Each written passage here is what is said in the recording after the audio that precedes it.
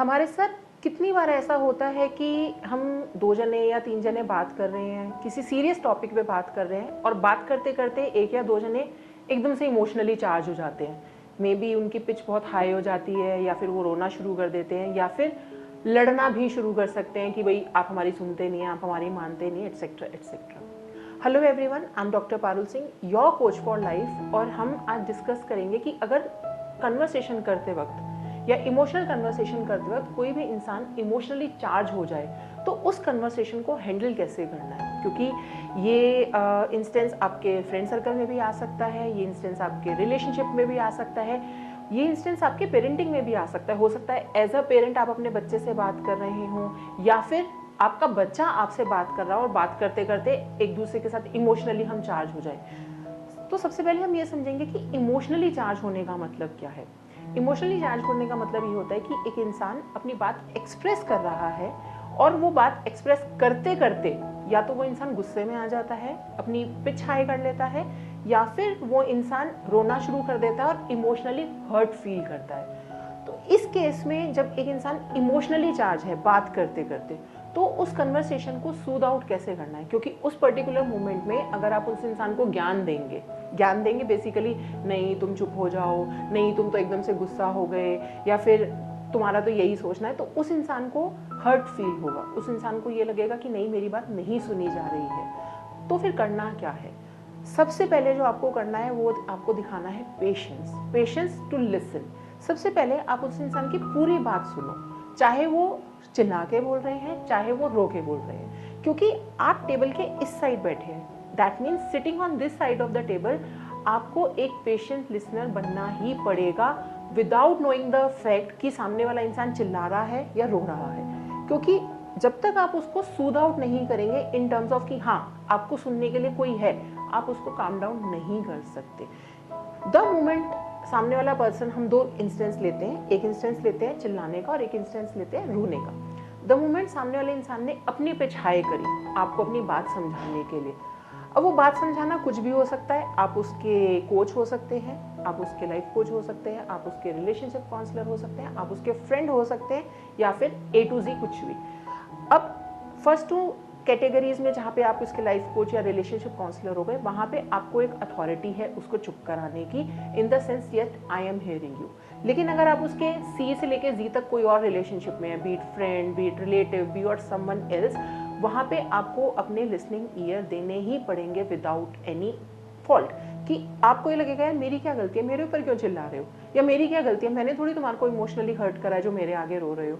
तो the thing is, जैसे ही आप अपने उसको लिसनिंग ईयर देते हैं, वो इंसान जो है एक वाइब्रेशनल पैरामीटर में आ जाता है कि हाँ मेरे को सुनने वाला कोई है। और जब आप उसको मे बी 2 मिनट बाद, 3 मिनट बाद, and this is the highest time, अगर एक बार आप उसको पेशेंट लिसनर की तरह सुन रहे हैं तो इससे ज़्यादा वो चिल्ला ही नहीं पाएगा सामने वाला इंसान, वो अपनी पिच हाई कर ही नहीं पाएगा। द मोमेंट दैट जो पर्सन है वो काम डाउन होगा, आप उसको उसकी बात को समझाएंगे कि see this is not the way to express your feeling, और may be this is not the right way to express your feeling. फिर वहाँ से जब क्वेश्चन आएगा ना, देन व्हाट, फिर करना क्या है, तब आप उसको सजेशन देना शुरू कीजिए। क्योंकि अगर आप उसको पहले ही मोमेंट में सजेशन दे देंगे तो वहाँ से वो इंसान जो है और ज़्यादा डिफेंसिव मोड में आ जाएगा, क्योंकि उसे अपने आप को बचाना है ना, तो ऑब्वियसली वो डिफेंसिव मोड में आएगा। और जैसे ही वो डिफेंसिव मोड में आएगा, फिर नो मैटर व्हाट, तब ना तो वो 2-3 मिनट की टाइम लिमिट सेट होगी, ना आधे घंटे की टाइम लिमिट सेट होगी, वो फिर जो कन्वर्सेशन है वो आर्ग्यूमेंट में कन्वर्ट हो जाएगी और आप उस चीज़ को डिफ्यूज नहीं कर पाएंगे। अब आप आ जाइए सेकंड कैटेगरी, जो कि हो गया रोना। मान लीजिए कि इंसान पहले ही इमोशनली हर्ट है, आपसे वो अपने इमोशंस का डिस्कस कर रहे हैं और उस इमोशनली हर्ट में उनकी इमोशनल कन्वर्सेशन या इमोशनल ब्रेकडाउन जो है वो इमोशनल ब्रेकडाउन टीयर्स के फॉर्म में निकलता है। Then also allowed that person to cry. Always keep your tissue paper box in front of that person. This simple gesture make that person soothe out कि मेरे को सुनने के लिए, मेरे को रोने देने के लिए एक सेफ स्पेस है और उस सेफ स्पेस में मैं अपने आप को एक्सप्रेस कर सकता हूँ या कर सकती हूँ। देखने में या सुनने में ऐसा लगेगा यार एक टिश्यू पेपर ही तो बॉक्स ही तो आगे करा था, लेकिन that tissue paper box is that great emotion जिसमें कि वो इंसान जो है ये सोचता है कि हाँ मेरे लिए भी कोई है। May be that tissue paper box is non living thing, लेकिन वो इतना बड़ा इम्पैक्ट सामने वाले इंसान के ऊपर छोड़ता है जिसमें कि उसको ये लगता है कि हाँ let me cry, and there is no limit to use the tissue paper. मैं कितने भी टिश्यू पेपर यूज कर सकती हूँ, because the space you are giving to that person is a cool space, soothing space. और again coming to the conversation कि फिर उसके बाद आप उसको समझाइए, क्योंकि रोने का भी maximum 2 minute, 4 minute, 5 minute, 10 minute, जैसे ही उसका एक टीयर वाला जो इमोशन है, टीयर डाउन वाला जो इमोशन है, जो टीयर्स की फॉर्म में बह के निकल जाएगा, वो इंसान जो है सूद आउट होगा और वो आपके सॉल्यूशन जो है वो सुनेगा भी. So the basic of the conversation is कि जब भी कोई इमोशनल कन्वर्सेशन होती है, for an example husband wife में एक इमोशनल कन्वर्सेशन हो गई and they come to an counsellor, और वहाँ टेबल पे आके वो दोनों इमोशनल ब्रेकडाउन हो जाते हैं. एक जना चिल्ला रहा है और एक जना रो रहा है. How can a person sitting in front of them be able to tackle both the person? Can be one by one, or giving them the space. Okay, ठीक है, पहले तुम दोनों एक तो रो लो और एक चिल्ला लो. Let you both do the same thing and I am the listening ears and I am giving you the listening ears, और उसके बाद हम उसका solution निकालते हैं. I am giving you the surety. उसके मैक्सिमम 1 या 2 मिनट बाद both will get soothed out and they will express very calmly and they will listen to each other also.